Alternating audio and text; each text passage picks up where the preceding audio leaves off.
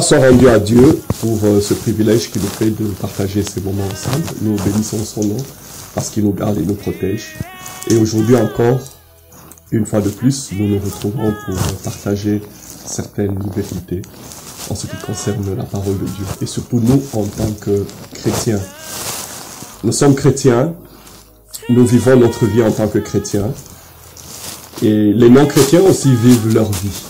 Mais il y a une interpellation que l'apôtre Paul a fait aux Éphésiens qui nous servira de base pour notre partage de ce moment. Nous allons lire ensemble Éphésiens chapitre 5, le verset 15 à 17. « Veillez donc avec soin à votre manière de vivre.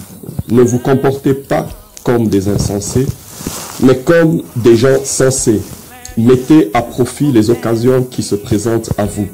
Car nous vivons des jours mauvais, c'est pourquoi ne soyez pas déraisonnables, mais comprenez ce que le Seigneur attend de vous. » Un jour, j'ai lu sur un autocollant d'une voiture ceci: « La vie est trop précieuse pour la gâcher. »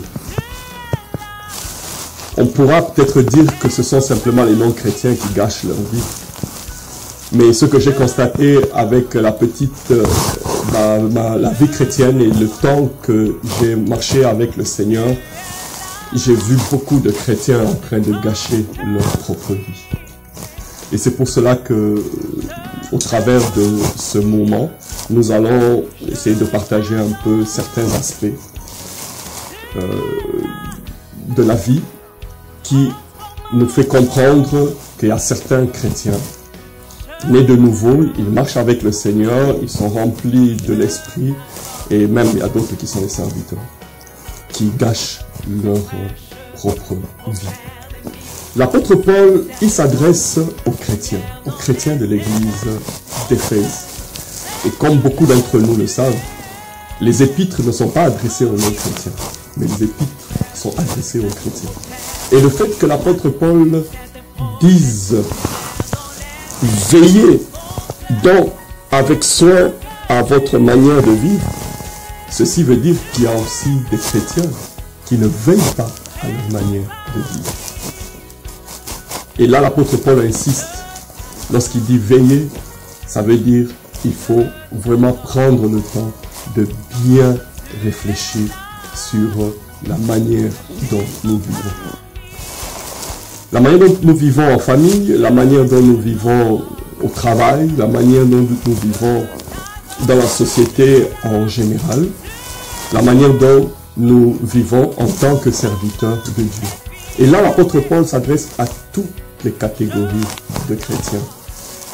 Et ceux qui sont jeunes dans la foi, les petits enfants comme l'apôtre Jean le dit dans ses épîtres, et les jeunes gens, ceux qui ont déjà quand même une certaine expérience de la vie chrétienne, mais aussi les pères, ceux qui ont connu Dieu dès le commencement. Ce sont des hommes et des femmes qui ont une certaine expérience en ce qui concerne la vie chrétienne. Et l'apôtre Paul s'adresse à toutes ces différentes catégories. En tant que chrétiens, nous devons savoir comment nous devons vivre notre vie chrétienne. Il est dit « Veillez donc avec soin à votre manière de vivre ». Veiller, ça veut dire avec attention, avec conscience, avec application. Chacun d'entre nous doit être prêt à réfléchir sur sa manière de vivre. Beaucoup d'entre nous, nous nous disons comme nous sommes chrétiens, c'est que nous vivons correctement. Nous avons une bonne vie. Nous faisons bien les choses tout simplement parce que nous sommes des chrétiens. Non. Il y a des chrétiens qui connaissent le Seigneur, qui vivent, qui lisent la Bible, qui ont un temps de prière, mais qui ne veillent pas sur leur manière de vivre. Le contraire de veiller avec soin, c'est sans soin ou avec négligence. La négligence, ce sont des petites erreurs dues à un manque de précision ou de rigueur. La négligence ou le laisser aller, c'est aussi notre type de négligence dans la manière de faire les choses. La parole de Dieu nous exhorte à ne pas être négligent. Et littéralement, la parole de Dieu nous demande d'avancer dans la vie avec beaucoup d'attention, avec beaucoup de sagesse. Et mon exhortation de ce moment, c'est que chacun d'entre nous doit apprendre à faire attention à sa manière de vivre. Nous avançons tous, mais pas de la même manière. Certains avancent avec essai et erreur, dit le hasard. Lorsque ça va, gloire au Seigneur. Lorsque ça ne va pas, ils se plaignent. Non. Là, c'est une catégorie de personnes. Ils avancent avec essai et erreur. D'autres, dans la vie chrétienne, ils avancent avec l'ignorance. C'est-à-dire qu'ils ont la possibilité de connaître. Mais ils avancent, ils se disent, peut-être comme David l'a dit lorsqu'il voulait construire un temple pour Dieu. Il dit, je vais construire parce que Dieu est avec moi. Et une autre catégorie de personnes, ils vivent leur vie avec sagesse. Et c'est de cela qu'il s'agit maintenant. Vivre sa vie avec sagesse. Lorsque nous vivons notre vie avec sagesse, il faut bien connaître Dieu, il faut bien connaître sa parole. Mais il y a aussi d'autres cas de figure que nous avons. Il y a certains qui sabotent leur propre vie. C'est un peu ce que je viens de lire dès le début, l'art de gâcher leur propre vie. Ils détruisent leur propre vie en vivant d'une manière qui n'est pas conforme aux restrictions et aux recommandations du Seigneur. Certains se compliquent eux-mêmes la vie pendant qu'elle est déjà complexe. Certains, ils pédalent, en même temps ils freinent. D'autres, ils veulent changer ce qui ne changera jamais. D'autres, ils changent ou ils s'adaptent à des situations où il ne faut pas s'adapter. Certains s'entêtent sans résultat. Certains veulent que tout soit parfait. Et par conséquent, ils font du surplace. Certains se tracassent parfois inutilement. Certains restent cramponnés à leur idée sans les remettre en question.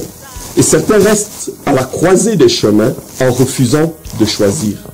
Et parfois, ils se retrouvent en train de faire 1 mois, 2 mois, sans être capables de prendre une décision. Et ma question, est-ce que vous faites attention à votre manière de vivre? Est-ce que vous veillez sur votre manière de vivre? J'aimerais que chacun d'entre nous puisse prendre conscience, de s'arrêter un peu et de regarder comment je vis ma vie. Est-ce que je la vis avec essai et erreur? Est-ce que je la vis en restant dans l'ignorance ou je désire la vivre avec sagesse? Et ça peut être l'objet d'un temps de prière. Du Seigneur, donne-moi de la sagesse pour que je sache bien vivre ma vie chrétienne, bien vivre en tant que ministre, bien vivre en tant que mari, en tant qu'époux, bien vivre en tant qu'enfant, bien vivre en tant que personnel ou employé ou ouvrier là où je vis. Que Dieu vous bénisse et que la grâce de Dieu soit sur chacun d'entre vous. Nous allons nous voir pour la séance prochaine et nous allons continuer sur ce thème. Veillez à votre manière de vivre. Que Dieu vous bénisse.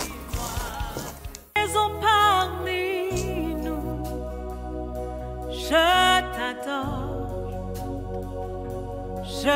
t'adore, tu es là, agissons parmi nous. Je t'adore, tu